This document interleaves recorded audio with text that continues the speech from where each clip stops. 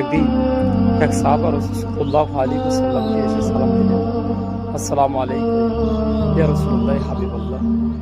হুজুর, আমি আপনাকে অনেক ভালোবাসি। যখন আপনি আপনার কাছে থাকি তখন আমার খুব ভালো লাগে। আপনাকে বারবার দেখতে চাই। আপনিও যখন আমার কাছে থাকেন আমারও দেখতে ভালো লাগে। কিন্তু ইয়া রাসূলুল্লাহ হাবিবাল্লাহ, আমার মনে একটা প্রশ্ন জাগে।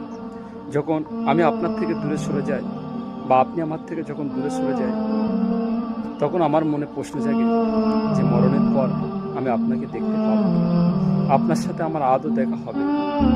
তখন ওই আশিক রসুলের কি জবাব দেবে? রাসূল সাল্লাল্লাহু আলাইহি ওয়াসাল্লাম চুপ করে আছে।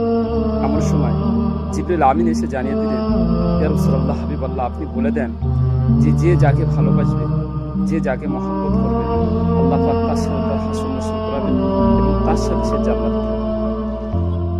একদিন